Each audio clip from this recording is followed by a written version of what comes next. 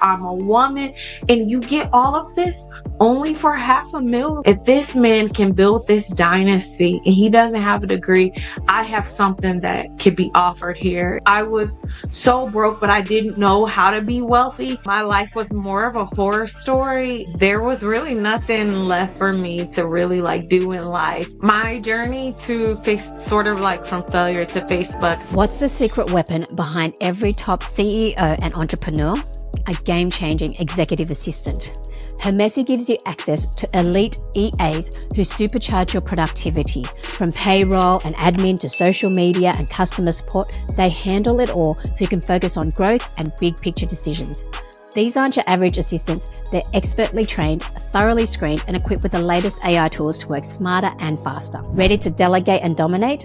Get 15% off your first 2 months with code INSPIRE15. Don't wait. Visit Hermessi, that's HERMESSI.webflow.io and take back your time today. Imagine earning $37,000 a year and feeling stuck, then transforming your life to make that in a single month, all while helping others rewrite their own story.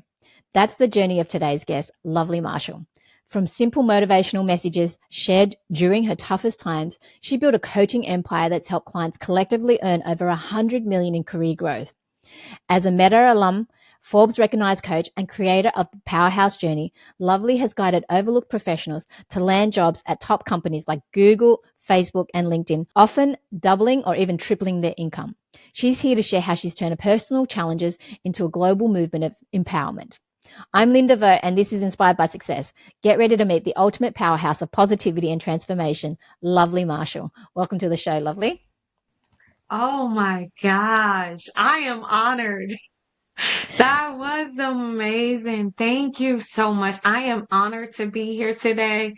When you said everything, I kind of like, it was sort of like a step back of like, wow, that was my journey. Like, that's incredible. And now I am talking to someone all the way in Australia. I'm curious and keen to hear about your story because we spoke beforehand. We had a long conversation before, and it's great, but I got to know you a bit more. And you mentioned that you landed a job at Facebook without a degree. Share your story and how that became to be, and now where you are now, your journey, a little bit about yourself as well. My journey to Facebook, people often say it's sort of like from failure to Facebook. I did not think I was valuable at all if you was to ask me 10 years ago. My life was more of a horror story, and I just felt like there was really nothing left for me to really like do in life, which is why I created the motivational Mondays and the transformational Tuesday. It really was just to pick me up for myself. I didn't want to feel like this girl who didn't really have anything. I had moved from Kansas to Houston, and I got fired 6 weeks after I had got the job. And so people are like, oh my God, you got this Facebook job. And it's like, yeah, I got the Facebook job, but it was a very tragedy and hard road.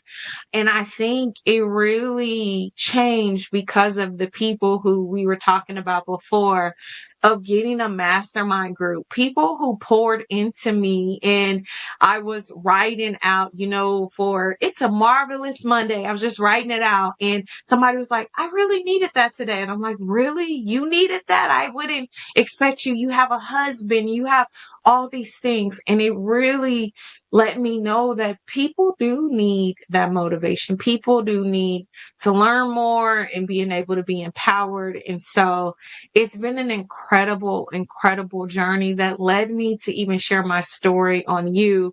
But how I got to Facebook was because Facebook Recruiter reached out to me through LinkedIn, which I love LinkedIn. If you all are not on LinkedIn, I don't care if you own a business, you should be on LinkedIn. LinkedIn is a great way to have your business transform. I guarantee you, if you look up the Apples and other countries companies that are within your same industry, LinkedIn will probably show up first and then their company website. That's how powerful of an SEO LinkedIn is for you. So literally Google your business, Google your podcast, and LinkedIn will serve as a powerful resource. They have very, very prominent SEO capabilities. And a recruiter reached out to me. Not only did Facebook recruiter reached out to me, but Google recruiter, Apple recruiter.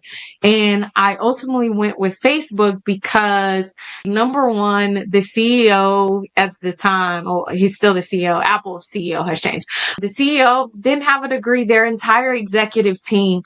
And that really made me feel empowered. Like, oh my gosh, like if this man can build this dynasty and he doesn't have a degree, I have something that could be offered here. And so I just am grateful for the recruiters, just not even caring. They were like, what's your experience? What can you bring to our table? And that has really transformed my life. Like you said, that went from making $37,000 a year to making over $37,000 a month.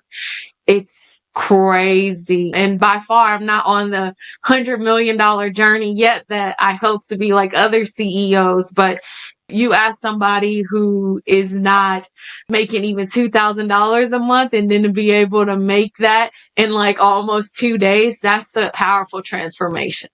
Wow, that's so inspirational. I'm just fascinated about that because how did you get discovered in the first place for the recruiter to reach out to you? Because obviously you would have done something to build your brand, to be known for them to reach out. So can you give us some tips on that? Absolutely. So what I did, I recognized the power of LinkedIn. And I realized that for companies back then, this was like 4 years ago, almost. Yeah, exactly 4 years ago. People weren't asking for resumes. They were asking for LinkedIn. They were literally saying, what's your LinkedIn profile? What's your LinkedIn profile? And I was like, oh my gosh, my LinkedIn profile must match all of these great companies. Like it has to match these great companies. So where I was looking to go for was Jeff Bezos' company because I was in love with him. Still am to this day. Like I just think he was a genius. And I was like, okay, for all of Amazon employees, I'm going to just stalk them and whatever they have written on their LinkedIn profile, I'm going to put on my LinkedIn profile. And that's literally what I did. They had like crazy things. It was like they didn't just have speaking with customers. They were like persuasion and negotiation. And I'm like, dude, that's the same thing that I'm doing. But the way that you said it made it just like so exotic. So that's literally what I did. I just copied all of their employees. I literally looked at like 500 employees. I'm not even exaggerating. After work, I would look at it. On my lunch break, I would look at it and I would just see like, how are they doing it? And there were three key things that I noticed about them. Number one, every single person at Amazon, they use numbers. They always would say, this many customers I did.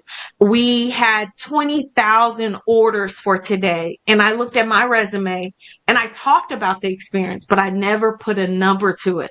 So then I had to look back at my resume. It's like, okay, well, how many clients did I help today?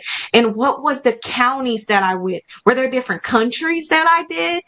And then the second thing that their employees had is that they use those words. They use the industry words. They use things such as persuasion and negotiation. They use cross-functional collaboration, where in my industry, we consider them stakeholders. But for tech companies, they say cross-functional collaboration. So I was like, oh, okay, I got to update that as well. And then the third thing that they use is they use things such as principles. And it really just blew my mind that they were all about these 7 principles that the company had. And I was like, wow, people really use this value. They use this belief. I know, right? You're like looking at it. If anybody, I promise you, look at an Amazon employee and 9 times out of 10, they're going to have those things. That employee that works there, they're going to talk about what they do in terms of the customers because they want to be number specific. They want to tell you they have their next 100 million customers and that they did this for 60 million people. They'll Mm. tell you that it's for 27 countries. Like, just look at it. Like, it's incredible. And I don't know if that's the Amazon standard, but it was really inspiring for me. And because I tailored my resume, because I wanted to work for Amazon Health, that was the goal, because Amazon was like, hey, COVID happened. We're going to be in healthcare. And I was like, I'm in healthcare, so I can work there. And it just was phenomenal that it ended up being that my LinkedIn profile attracted Google, Facebook, and LinkedIn all without a degree, because I tailored, like we say, SEO, I tailored it to be a recruiter magnet.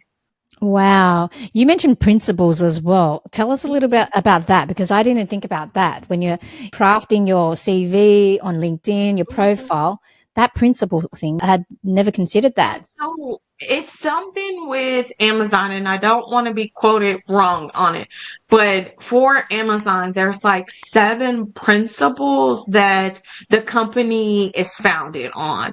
And they all talked about these principles, but what I realized that the principles were, it was just like the values or the beliefs that they had about the company and about customer obsession.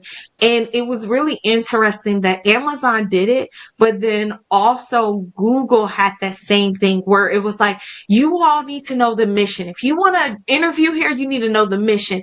At Facebook, you need to know what the mission is, and that we build meaningful connections of communities. And so everybody really had that. So I encourage us as business owners and those who are leaders, really get back to the principles, really get back to the values, because we all are so focused on transactional basis. But you and I had talked about this before it started. Like, what are our beliefs? Like, what are things that we really are believing for? And I shared that with you, like what I'm believing for 2025.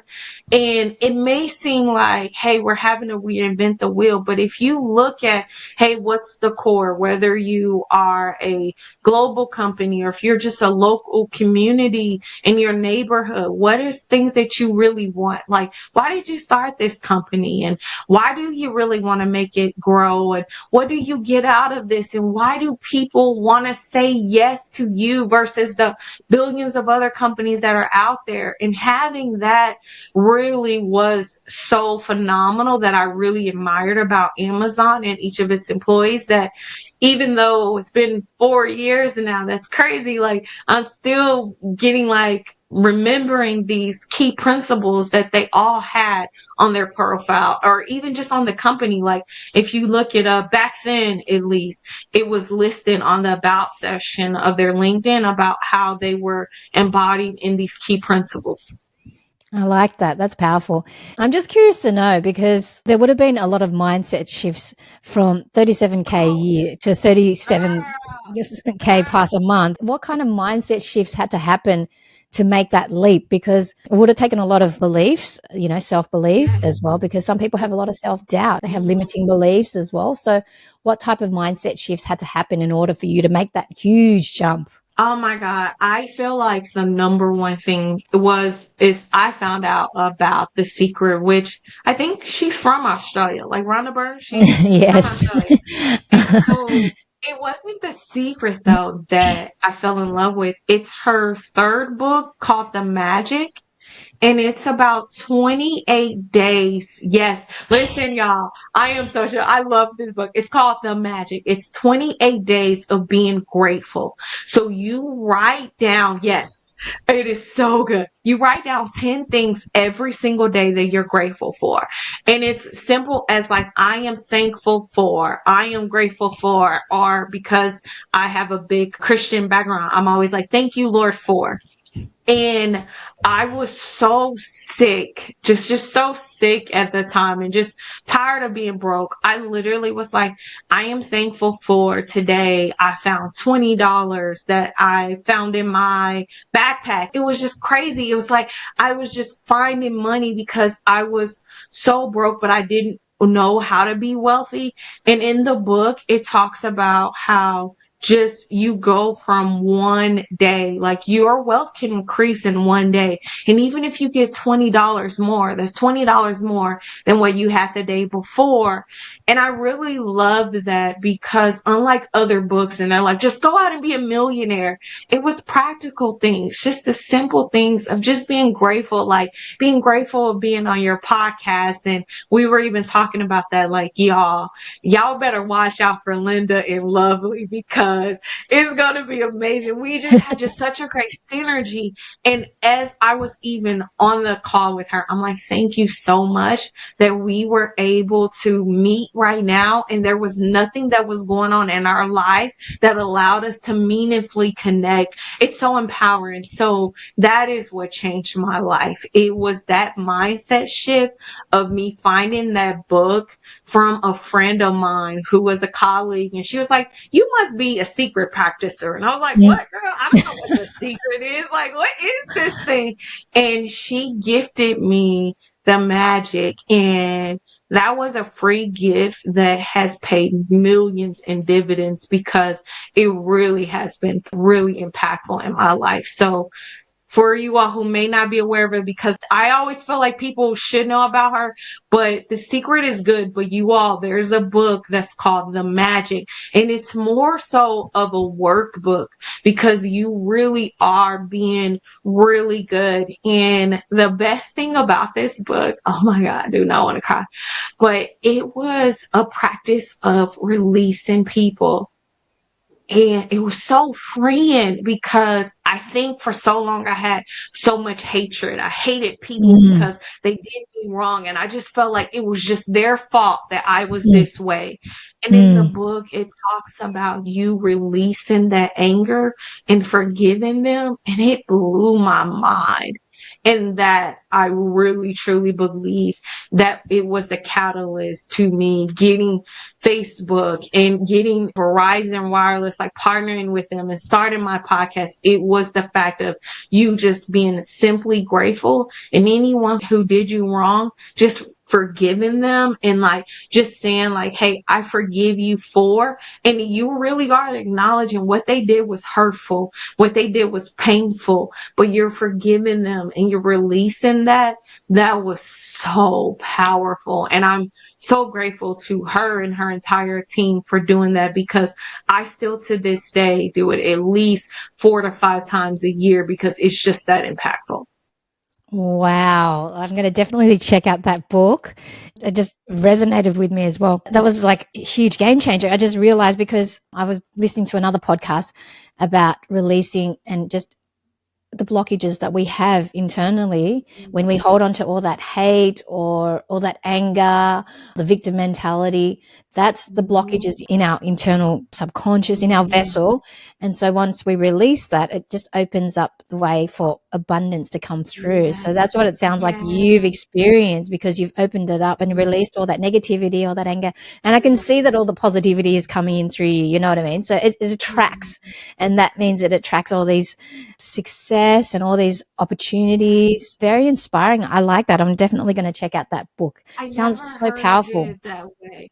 It is a Yeah. blockage. It Yeah. was like Yeah. people wonder why they're stuck. It's because they're blocked.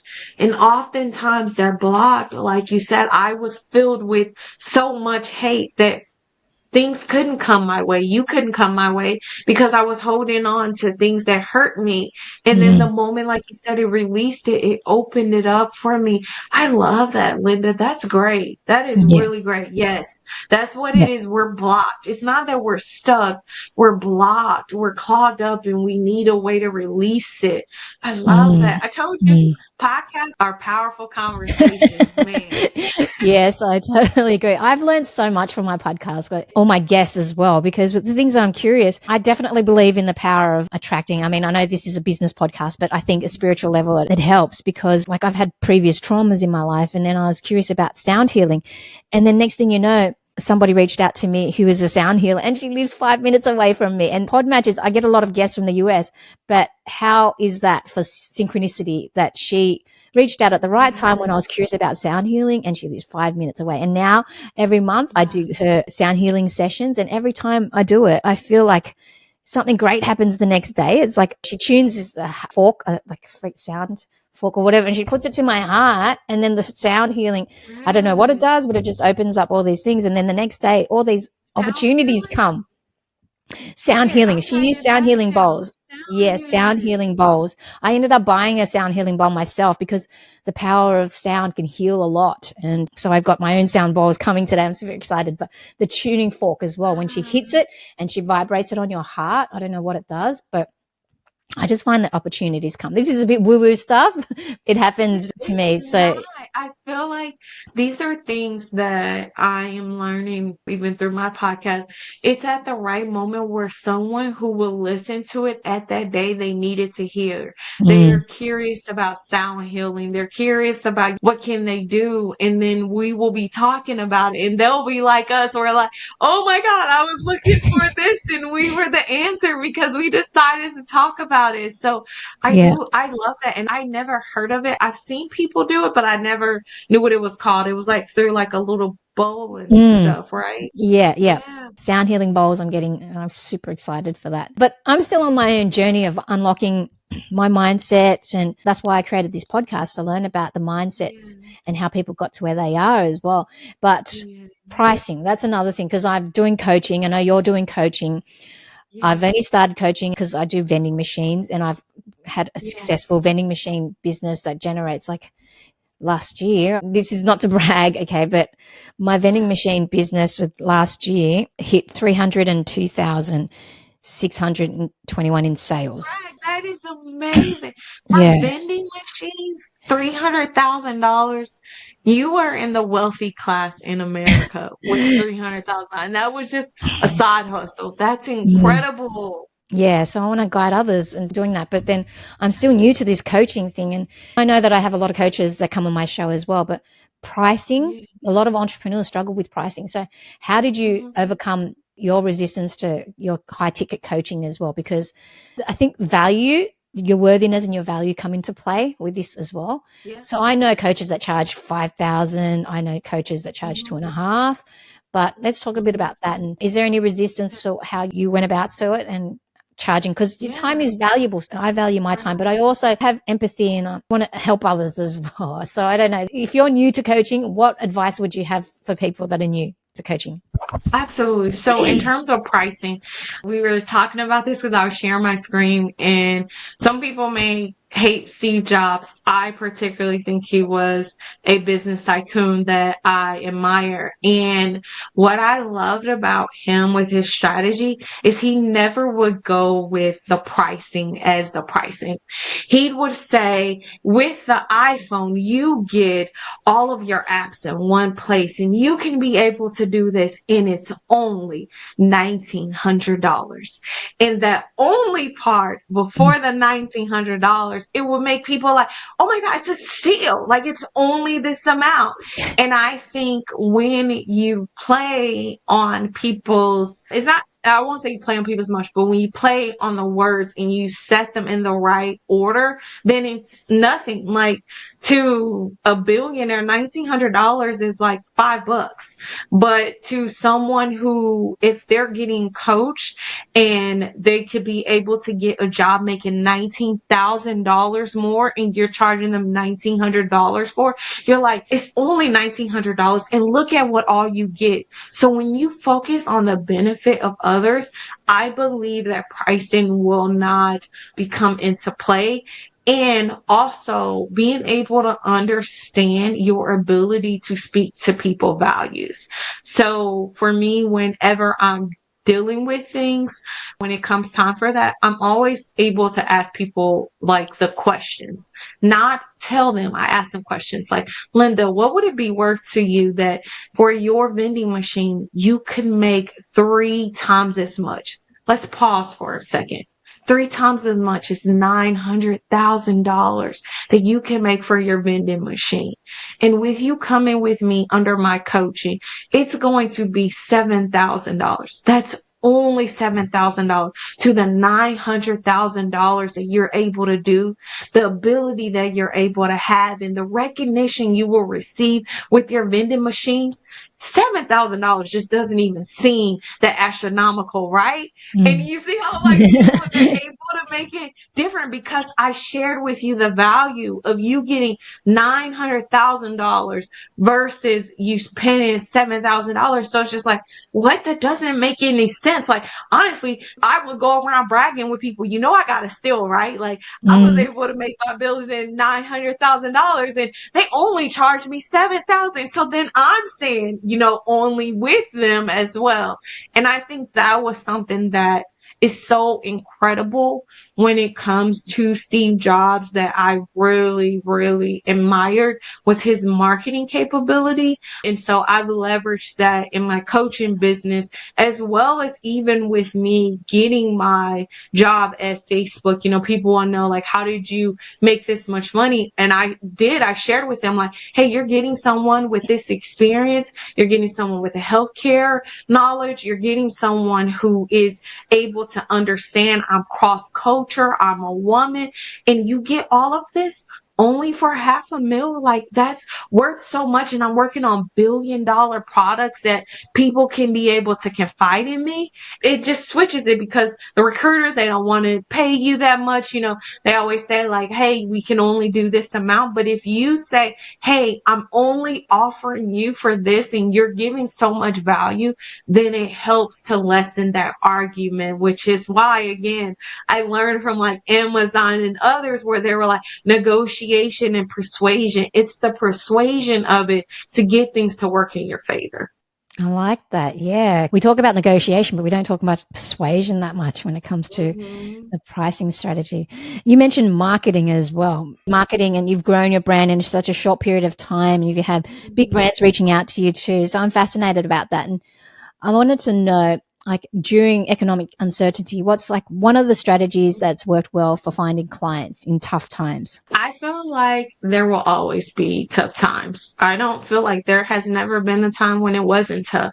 If you look at indie industry, so during the boom of, I will say, during COVID, people were like, oh my God, the oil gases and stuff is going crazy. But that was honestly when tech boomed. That's when Facebook grew and Meta glasses came out and Oculus. So depending on the industry that you're in, it can be incredible. And then it has been times where the oil and gas, that was the only thing that people needed. Like, if you weren't in oil and gas, then you were basically a nobody. But technology wasn't the case. Remember, technology used to be evil. Us being on this computer, everyone went against it, courts and everything. But oil and gas was booming. And now people want to go to these big name companies. So I think the best way to get past economic downturns and economic fears is what is birthed out of that.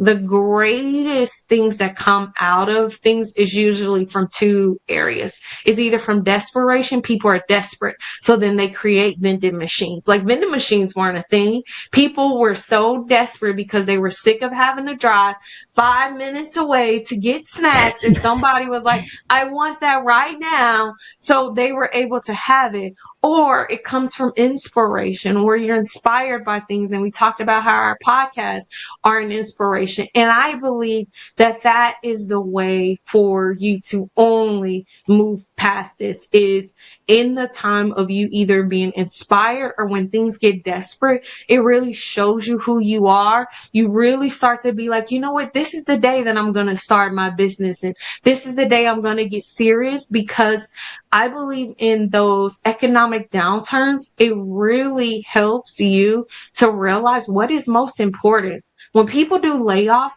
it's not because they're firing bad employees. It's because they realize that their product really wasn't making a lot of money. Like, when I worked at Facebook, we had this Facebook portal, and some people may be aware of it. Like, it was perfect. It would move with you if you went this way, if you went that way. It was great. but it only allowed you to be on 5 things. That was it. It only allowed you to do YouTube, WhatsApp, Facebook. And why would somebody buy that and spend $500 when they could get a computer and just have the software that was in the camera embedded in them? So then they just got rid of it. It was like, hey, this isn't a priority anymore. But what was birthed out of that was meta glasses. And that technology to follow you wherever you go. Ready to revolutionize your content game? Meet Modern IQ, the AI tool that creates SEO optimized, plagiarism free blog posts with just one click. No more writer's block or endless hours of content creation. Generate high quality articles that boost visibility, save time, and slash marketing costs. Whether you're a startup or an established business, this tool is your content team, marketing expert, and SEO guru in one. Click on the link in the description to claim your free article and join forward-thinking entrepreneurs who are working smarter, not harder. The future of effortless marketing is here. Are you ready to dive in? Was through meta glasses, but it started through the portal. So it was literally just the priorities of things. And so oftentimes I don't want people to be afraid. Think of what things needs to be a priority, because that's what happens when anything for the economy happens. What are the essentials? We always stick to the essentials, our priorities. We make sure our house is in order. We make sure that we have food to eat. We make sure that the lights are on. Those are considered priorities, and companies do the same thing too. So make sure whatever company that you are in, whatever business industry that you are in, that it is a priority, and recognize the times. I spoke about LinkedIn. LinkedIn tells you every day what's going up, what's the new companies, what is Apple buying, what is Google doing. It's a really great way for you to be ahead, and even what things your business needs to be focused on, so that way you can be able to be ahead of the times. That was a really long answer, but yeah. No, that's okay. But I'm curious to know about market differentiation, because the coaching industry is definitely crowded. How do you stand out in such a competitive market? So look at it this way. I always laugh. I was on somebody else's podcast and they talked about that. They were like, coaching industry, it's so crowded. Do we say that about doctors? Do we say that about firefighters? Do we say that about police officers, the army? No, coaching is a $15 billion industry, and it is expected to grow 36%. And the reason why coaching is so meaningful, yeah, I had to do the research. I want a business pitch on this because I had to do the research on it. The reason why it's so important is because in this day and age, people truly want meaningful things. They want meaningful lives. And what coaching provides, which is why a lot of people are in it, is the acceleration path. Think about it. You and I, y'all, I'm telling y'all gotta watch out for it. We had a 30-minute conversation, and within that 30 minutes, I gained 8 new tools. It took her maybe 7 years to do it, but she gave it to me in 30 minutes. That was an acceleration that I no longer have to worry about doing. And that's what coaching is. Coaching is truly an acceleration of getting from where I am to where I want to be tomorrow. And a lot of people provide us with that. You're a coach for vending machines. If I want to start a vending machine, then I want to do that, but I don't want to wait 8 years to do it. If I want to grow a career and get better at it, to get a job at Facebook and others, I want to go to somebody who did it and studies it and understands it. And I don't want to take 10 years like Lovely may have to do. I want to get out of this mindset and go right now to making the money. So that's why coaching will continue to be a business. This was back in Napoleon Hill days in the 1929. They were in the Great Depression. And Napoleon Hill, Think and Grow Rich, was birthed out of that. So a lot of people are like, oh, it's bad. No, we were in a Great Depression. Wars were going on, and they were still doing seminars. They were still coaching. They were still doing things, because that's when people need to be motivated most. And if we think of our business as the ability to accelerate someone, then there will always be a place for us at the table. Wow, I didn't think of it in that perspective. I like it. And I think each person brings their unique flavor as well, because Yes. nobody is like Lovely. Nobody's like you, and nobody's been through your Nobody's story. like you. I guess when you're a coach, it's like having a PT trainer, it's unique, but having a coach who's done that and been through that journey and has their own unique story. And if you resonate and vibe with that coach, then I guess that's why I didn't know that it was $1 billion industry in the future. Crazy. $15 billion industry. I won a business pitch because I had to study about this industry, about like why I wanted to get in it, what's the benefit of it. It's definitely incredible. It's amazing. What's one big opportunity you see for professionals now in 2025? Now that we've got AI, we've got all this technology to help us. Like, this is just going to speed up our progress and make our time more efficient with all the tools. But now with the coaching as well, that helps when you've got that one-on-one coaching or a more scaled approach to coaching. But what's one big opportunity you see in 2025? Yeah, for professionals, I think the biggest thing is the ability for AI. The fact that for your vending machine, you can be able to see potentially through AI that on Thursdays, everybody likes Kit Kats, but right now you have no way of being able to do it. So the Kit Kats aren't out. And this is purely just for example, but you could be able to know for whatever reason, Thursdays people crave chocolate because that's the day that where you have your vending machine at, it's a meeting day. And so it's a lot more people in the office.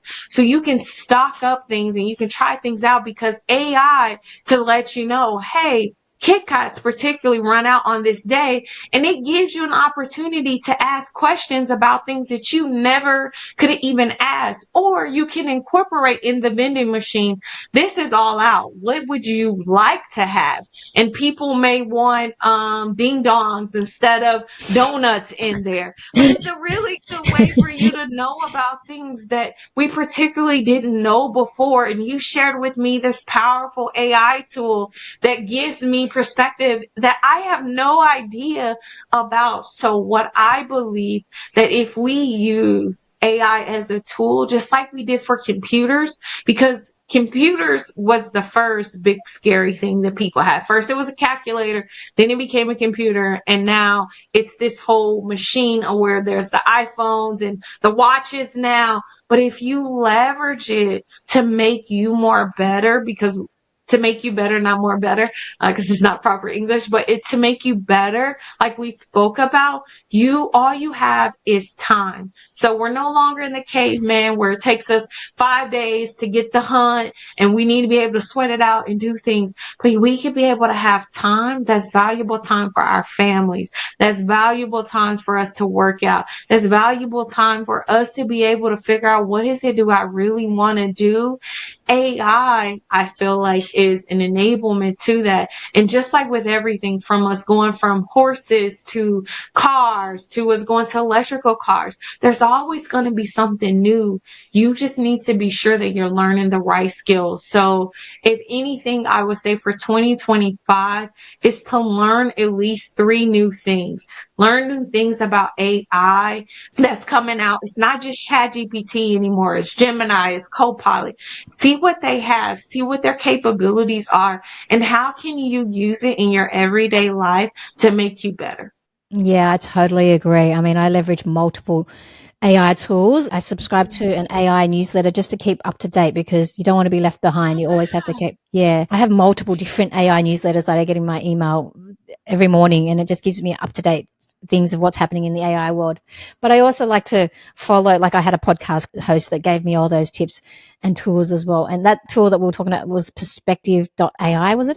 Perspective.ai. I believe so. It gives you summaries of information on, well, I use it to find information on my guests. It's a game changer. It gives me all these bullet points. So I highly recommend it. I'm excited to see what comes up in the future with AI. It's rapidly changing and evolving this world. Like, it's incredible the things that we're going to be able to do, and the kids, their future as well. Like, there's so many exciting things that can come of it, especially as a business owner, if you leverage it as well. I mean, yes, there are downsides to people maybe losing their jobs, but you just upskill and learn something new. There's always another opportunity from it. Absolutely. Yeah. Absolutely. There's always a downside to everything, but again, it goes back to that priority piece. Like, hey, we learn we don't need these people anymore to do this, but guess what? We still need people to make phone calls, and we still need people to make sales, and we still need people to do marketing. So I love when I hear, and I saw in your podcast, one of the people, like, they had like so many different skills. Like, they went from this to that to this. And I was like, wow, that's really incredible, because one person is like usually like known as the guru, but they were like, I've done this and I learned this. And I gotta remember like what it was. It was on your YouTube that I told you that I was stealing some inspiration from. I'm glad. But it was really good to know, like, hey, that's where we really mess up, because we get focused on one thing, but being able to be the iPod and the AirPods, and then having the iPhone, and then having the MacBook, and like having these different things that you're really good at really helps you to be better and being able to offer yourself to other things. So I'm gonna find it out, and then I'm gonna text you about it, because I'm gonna be like, girl, this is talking about. I love that different guests bring different things to the table as well, especially in podcasts. Let's talk about the professional development. You know, self-trust is a big part of your work. What's a simple practice you recommend to develop it? And who's been your biggest role model as well? That's two different questions. Yeah. So in terms of self-trust, I think it's honestly been Muhammad Ali. I really love Muhammad Ali. I love how when I found out about like Rhonda Byrne, I learned a lot about like the greats and the legends and the people who she spoke about. And I love for him, like, there's true documentary. Like, it wasn't him just saying it. Like, before he won, he was like, I'm the greatest of all times. And it really was like so inspiring, because he had that self-trust in himself. It was that confidence. And then I ended up going to a conference, as we talk about how you can be in the right place. And I was feeling a bit selfish. I was like, I'm selfish. Why would I leave my job? And that was a selfish move. I still have kids, and my husband now has to do things. And this lady, she said that remove selfish from your dictionary and replace it with self-interested. She said the things that you are doing for yourself is because it's self-interesting. It helps you, and you must be self-interested in order for you to help others.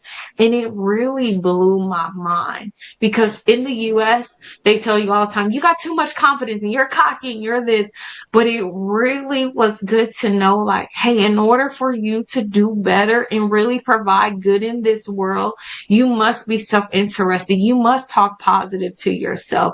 You must want better things for yourself, because that's what pushes you further. So you're not cocky. You're not egotistic. You really are just self-interested. And I really love that. That was like really freeing to me. And so I feel like with that, Muhammad Ali, Steve Harvey, Steve Jobs, and Rhonda Byrne have all really been my greatest mentors.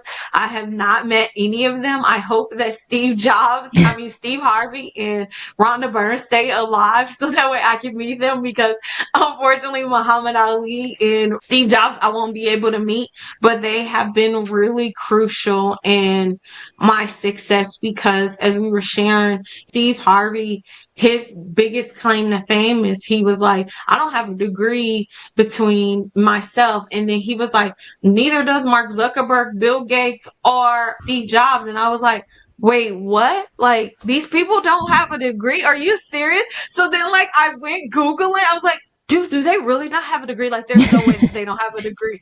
And when I learned that, it opened the door for when Facebook called me. I was like, okay, of course, I can do this, because the person who owns the company doesn't have a degree. But it was because I learned of that like a few years ago, before Facebook ever reached out to me. Wow. And I think something that's really resonated with the way you present yourself is the words that come out of your mouth and the impact. I think that's super important, and how you present yourself and the confidence and like giving value to the audience. I think giving value to people in general, I think that's what makes you attract all these opportunities and successes, and how you put yourself out there. I mean, like, I haven't had a guest that I spoke to for nearly an hour before the show. Like, we were speaking, usually before an episode, I'll speak and get to know them for about 10-20 minutes, but our conversation went on for almost an hour. And so that just, I yeah. told her it was our empowerment session. I can see great opportunities because your energy is another thing too. And some of the key takeaways that I've taken from this episode is that book that you said, and the things that you're grateful for. And I'm going to start applying that. Yeah, it's been a really enlightening conversation as well. If you're watching on YouTube, leave a comment. Let me know what really resonated with you. And if you're listening on the podcast, feel free to review it, share it with somebody you know that might help them, especially if they're looking to if they're sick of their job and they want to level up and get a better, higher paying job. I think this is really crucial as well to share. So, lovely. Is there any key messages that you want to leave our audience with today? Yeah, I think the final one that I want to leave with everyone is what I always tell all of my clients, and it's that you matter, and what you have to offer this world also matters. Too many times, the reason why people give up and they feel blocked and stuck is because they feel like they don't matter. They don't feel heard. They don't feel seen. And so I really want every person to know that, and it may be better for you, instead of me saying it, maybe it's better for you to say it, that I matter and what I have to offer this world also matters.